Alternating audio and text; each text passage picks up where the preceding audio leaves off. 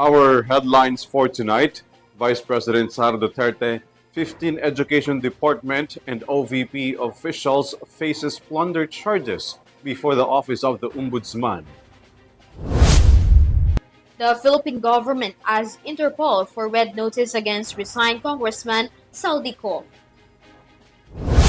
Senator Ronald Bato de la Rosa is expected to attend the bicameral conference committee hearing in spite of no-show in the Senate. Harry Roque asked Pasig Regional Trial Court to reverse the decision on passport cancellation. Former Quezon City Mayor Herbert Bautista has been acquitted over 25 million peso solar power contractor case.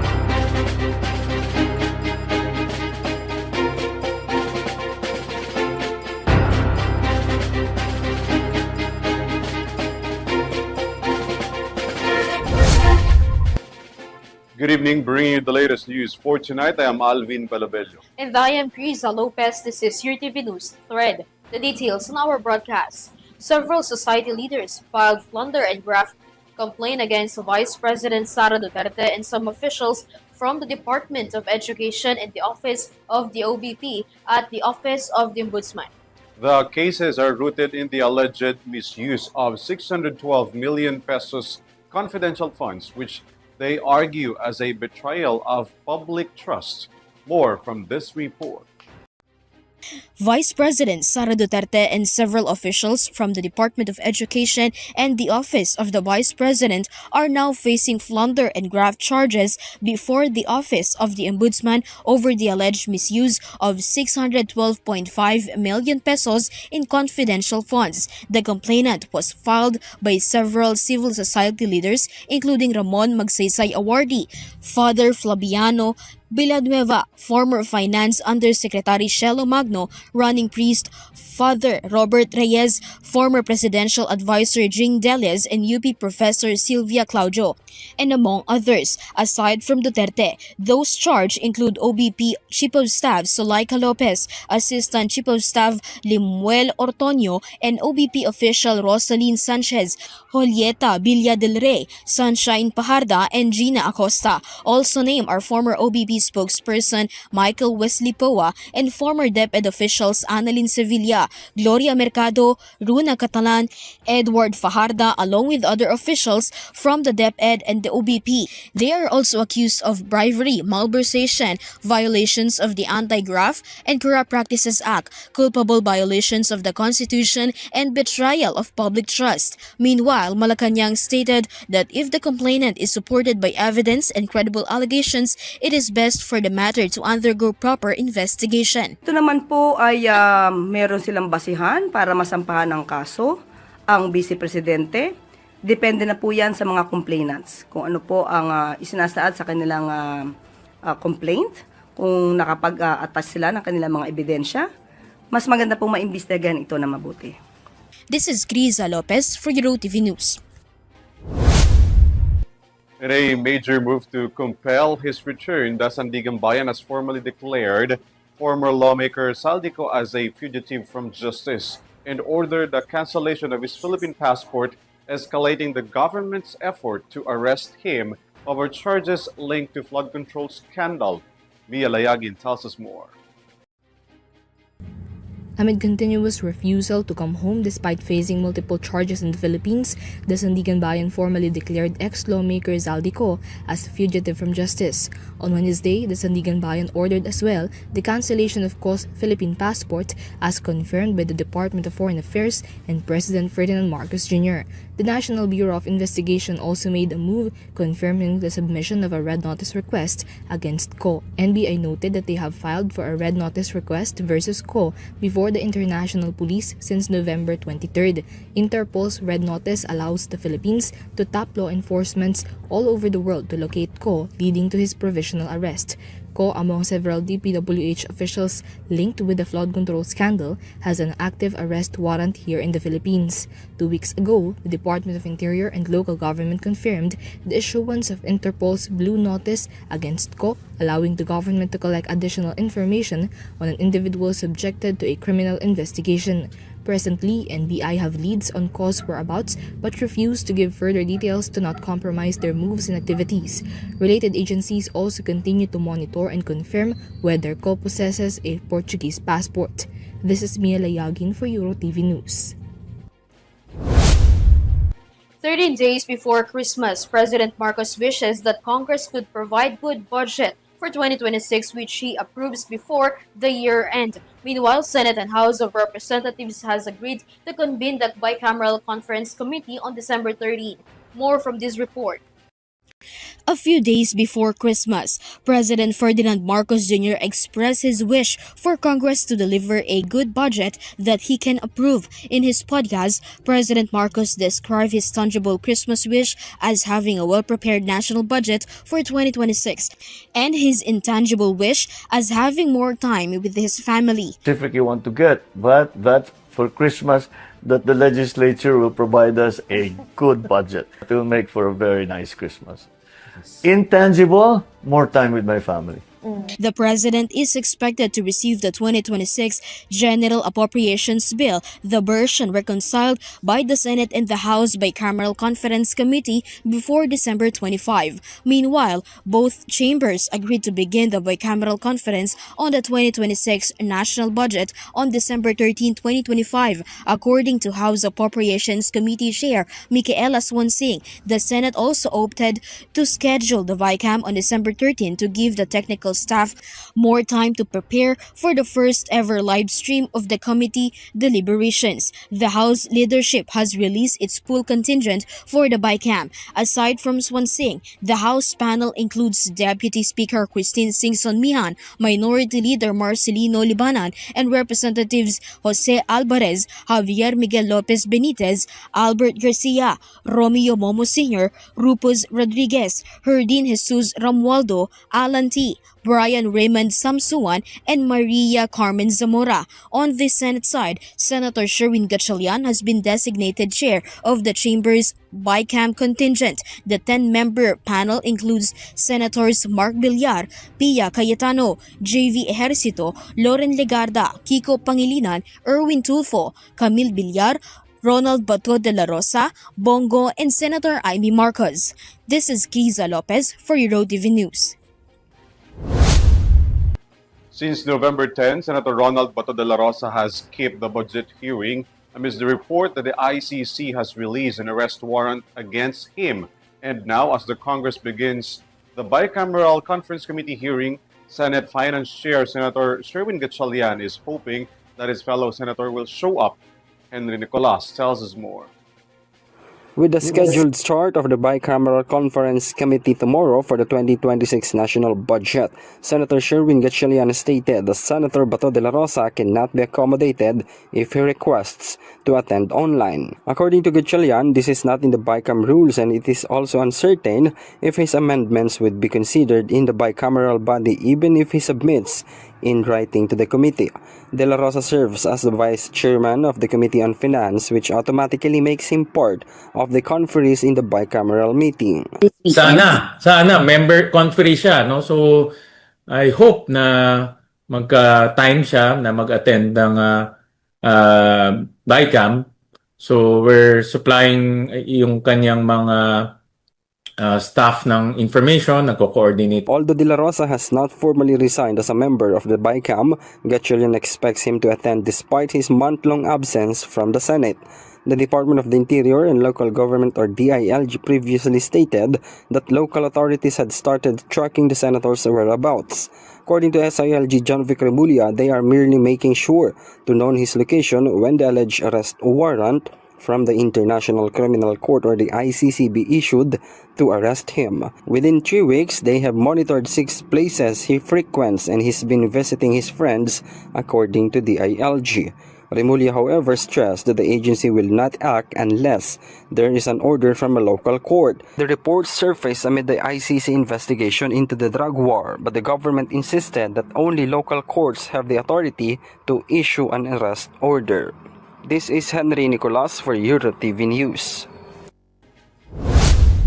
Insisting that the court has no legal basis for canceling his passport, fugitive Harry Roque has filed a motion for reconsideration asking the court to reverse its decision. Mia Layagin returns with the details. 2 weeks have passed since Pasig City Regional Trial Court ordered the cancellation of former presidential spokesperson Harry Roque's Philippine passport. This was in relation to the qualified human trafficking charges he is facing linked with the illegal pogo operations. Similar to his previous statement about an appeal on the said decision, Roque formally filed on Tuesday a motion for reconsideration seeking to reverse passport cancellation. In an official statement, Roque confirmed the submission of the appeal, citing that there is no legal basis to cancel his passport. Roque reiterated that he is not a fugitive and that the court erred in describing him as one. He further added that his continued stay in Europe and refusal to go back to the Philippines is part of his rights as an asylum seeker. Pasig RTC noted in its decision that Roque has no justifiable grounds to refuse to return to the Philippines. Roque then defended that his application for an asylum is enough to justify his stay outside the Philippines. This is Mia Layagin for Eurotv News. The Department of Science and Technology formally turned over the Filipino-made controller-operated battle-ready armament automated weapons system to the Philippine Army in Tarlac this Wednesday, marking a significant step to the nation's push for a self-reliant and safer defense. More from this report. The mounted automated weapons system at the Armor Division's headquarters in Camp O'Donnell in Capas Tarlac has been formally turned over to the Philippine Army. The Filipino-made controller-operated battle read armament or COBRA was from the Department of Science and Technology or DOST. According to Army Chief Lieutenant General Antonio Navarrete, with the help of COBRA, soldiers will no longer be exposed to heavy weapons while operating heavy machineries. This project is also a symbol of the joint effort to become self-reliant through science, technology, and innovations. According to the Philippine Army, these types of manufacturing are a testament to the joint approach in support of the government's self-reliant defense posture. For Filipinos Do Not Yield Movement Chairman Emeritus Dr. Jose Antonio Guisha, he said that the innovation is important that strengthens the capabilities of a state.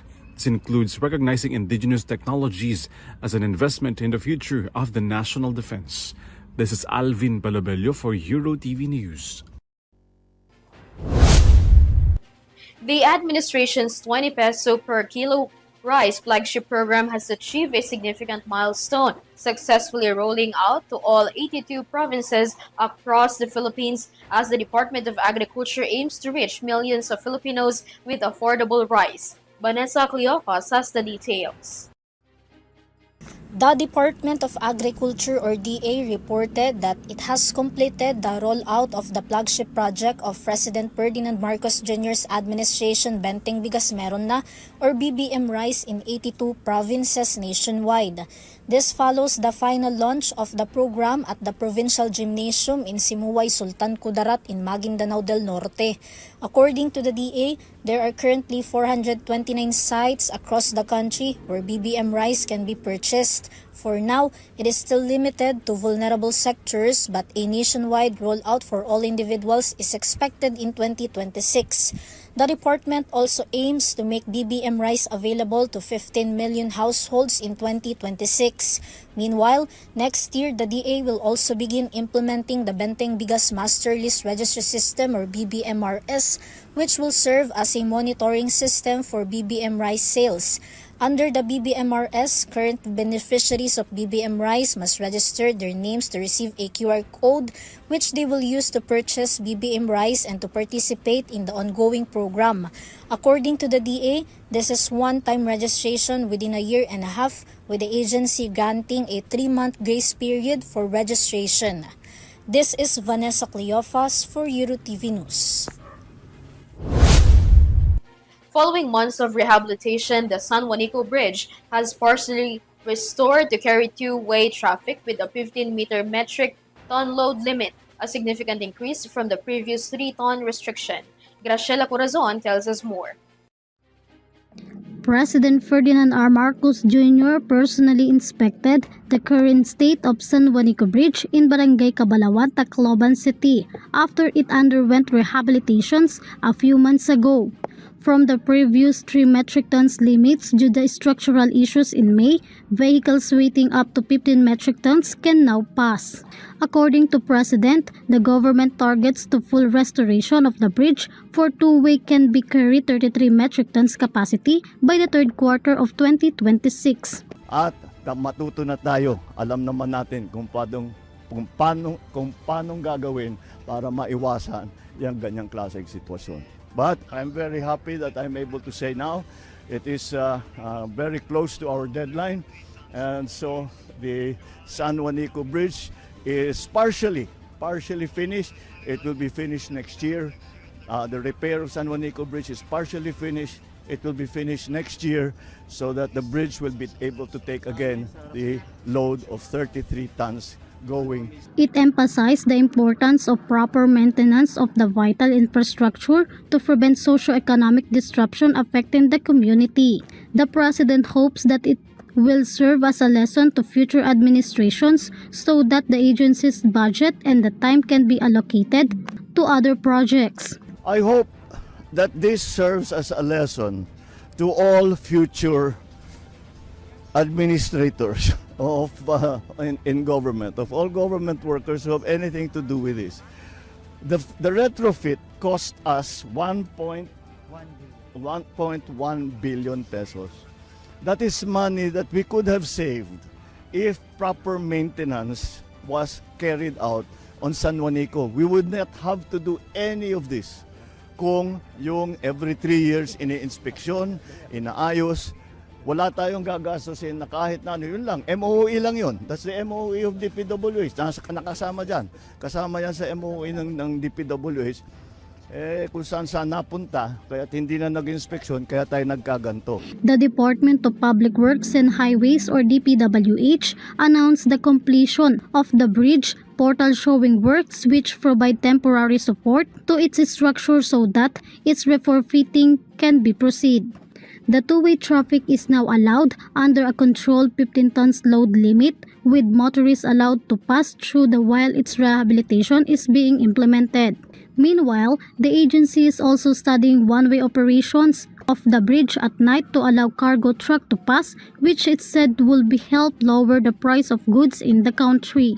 The DPWH annual budget for maintenance and other operating expenses or MOOE cover the regular maintenance of the San Juanico Bridge and over vital infrastructure. The San Juanico Bridge is a 2.16 km long bridge that connects Samar and Leyte. It can be recalled that in 1969, the San Juanico Bridge built and opened in July 1973. The 2.15 km San Juanico Bridge remained a critical lifeline in Western Visayas, serving as important role of the two provinces. This is Graciela Corazon for Eurotv News. Former Quezon City Mayor Herbert Bautista has been acquitted by the Sandigan Bayan after the prosecution failed to prove the alleged irregularities with over 25 million contract with Energy Power Company. More details from Catherine Landicho.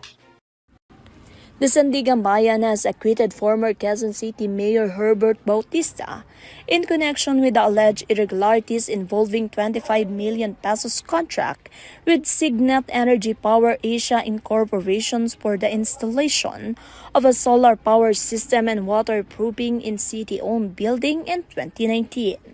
In its decision, the anti-graft court ruled the prosecution failed to prove the charges against Bautista beyond reasonable doubt, leading to the dismissal of the case. As a result, the whole departure order issued against the former mayor has also been lifted.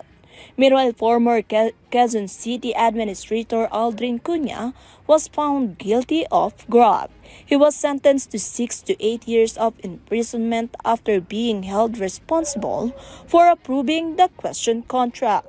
Cunha is expected to undergo further legal proceedings, while Bautista remains free following the Sandigan Bayan's ruling. This is Catherine Landicho for Eurotv News. The Department of Health urged the local government units to adopt community fireworks as the government hospitals shifts to Code White Alert. Vanessa Cleofas has more. The Department of Health or DOH urged local government units or LGUs across the country to organize community fireworks displays in their respective areas. These displays must be handled by trained and expert professionals assigned to operate and manage the fireworks. According to the DOH, this approach would allow residents to watch fireworks together without putting themselves at risk by attempting to light fireworks in their homes, especially if they are not licensed or trained to handle dangerous pyrotechnics. The agency also emphasized that this would help reduce the number of patients flocking to hospitals. Based on DOH data in 2024, a total of 844 fireworks-related injuries were recorded, while 826 were related to road traffic incidents during the peak of the holiday season from December 21, 2024 to January 6, 2025. If families cannot avoid setting off fireworks, especially those who consider it a long-standing tradition, the DOH reminds not to let children or intoxicated individuals handle fireworks. They also warn the public not to approach or relight fireworks that fail to ignite or explode. Health Department further strongly advises against collecting and combining gunpowder from unexploded fireworks, as this could trigger accidents. Despite these reminders, the DOH said that its hospitals will still be placed under Code White Alert to ensure readiness for a possible surge of patients who may be rushed to medical facilities. This is Vanessa Cleofas for Eurotv News. The Department of Labor and Employment has stated that employers who force their workers to perform during the parties may face complaints. Catherine Landicho returns. Practice sessions in choosing dance genres for Christmas party performances are common activities in offices and companies. However, the Department of Labor and Employment or DOLE reminded employers to avoid any form of coercion when asking employees to participate in such performances. According to DOLE, workers may file complaints if they are forced to dance or perform during year-end celebration, especially now that Christmas parties are being held everywhere. The agency emphasized that any workplace activity should be voluntary and must not put employees in a compromising situation. DOLE added that companies must ensure their Christmas activities are inclusive and respectful of each employee's personal preference, culture, and religion to prevent disputes and workplace issues. The National Labor Relations Commission also noted that employees may file complaints if they were compelled to perform, especially if accompanied by threats or penalties for refusing. Under the Labor Code, the only valid grounds for disciplinary actions are misconduct, gross negligence, loss of confidence, crimes against the employer or its family, and other analogous work-related circumstances. If coercion occurs along with disciplinary action, the employee may seek damages by filing a case with the NLRC. Complaints may be also filed if the situation results in workplace hostility or creates a burdensome environment that could lead to constructive dismissal. The incident may also fall under the Safe Spaces Law, depending on the nature of the violation. However, DOLE clarified that if dancing is purely for fun, voluntary and free from any pressure or coercion, From the management, employees are encouraged to participate and enjoy a respectful and festive Christmas celebration. This is Catherine Landicho for Eurotv News. 3 individuals categorized as additional most wanted persons were successfully apprehended by authorities in separate operations conducted across Pampanga and Bulacan this Wednesday, December 10, facing serious charges including multiple counts of qualified rape and qualified theft. Shai Morales reports. The authorities have arrested 3 additional most wanted persons for rape and theft charges in separate operations conducted in Pampanga and Bulacan this Wednesday, December 10. First apprehended was a wanted person in Barangay Pulong Kakutod, Angeles City, Pampanga at around 7 a.m. this Wednesday. The accused was arrested for charges of qualified rape of a minor through sexual assault and acts of lasciviousness in relation to Section 5B of Republic Act 7610, otherwise known as the Special Protection of Children Against Abuse, Exploitation, and Discrimination Act. There is no recommended bail for the qualified rape charges, while a recommended bail amounting to 200,000 pesos for each count was set for acts of lasciviousness. Arrested next was another wanted person at around 1 p.m. in Barangay Gaya-Gaya, San Jose del Monte, Bulacan. The accused was nabbed over 4 counts of qualified theft with a recommended bail of 24,000 pesos for each count. Meanwhile, another additional most wanted person was apprehended in Barangay Makinabang, Baliwag City, Bulacan at around 4 a.m. on the same day. The accused, a 65-year-old resident of the said town, was arrested over 16 counts of qualified rape of a minor with no recommended bail. All arrested individuals are now under police custody and will face appropriate charges filed against them. This is Shai Morales reporting for Eurotv News. Tens of thousands of workers across Portugal stags the country's first major general strike in over a decade on Thursday, bringing transport and public services to a halt to protest the government's sweeping labor reforms that unions condemn as anti-worker. Son Santiago with the report. Tens of thousands of workers and labor unions staged a general strike in Portugal on Thursday, halting transport and public service operations. Voicing out their dismay, the demonstrators took the parliament building after their government had rolled out a sweeping plan to rewrite the country's labor laws. Under the reform, it would amend more than 100 sections of Portugal's labor code. Among the most debated changes are easier firing, where small and medium businesses would no longer need to show as much proof when letting someone go, lifting outsourcing limits which will allow companies to give jobs to outside contractors, and longer work days that would allow workers to add up to 2 extra hours a day with a yearly limit of 150 hours. According to international reports, the Portuguese government argued the reforms are needed to boost Portugal's competitiveness and modernize rules they say no longer fit today's workforce. However, labor unions there call the overhaul anti-worker and say it strips employees of their rights. They warn more demonstrations will follow if the government refuses to scale back the proposal. This is not the first major worker strike in Europe this year. Just last October, Greece also saw a nationwide strike over similar concerns. This is Son Santiago for Eurotv News. The Philippine delegation at the 33rd Southeast Asian Games continued to showcase a strong performance, which has resulted in the Philippines taking the 5th spot on the medal tally. Kyle Basa has the updates in the world of sports. The Team Philippines is in the 5th spot of the overall medal tallies of the 33rd Southeast Asian Games. As of now, they have won 6 gold medals, 8 silver, and 26 bronze in the total of 40 medals that were accomplished by the national team and athletes that showcased their talents.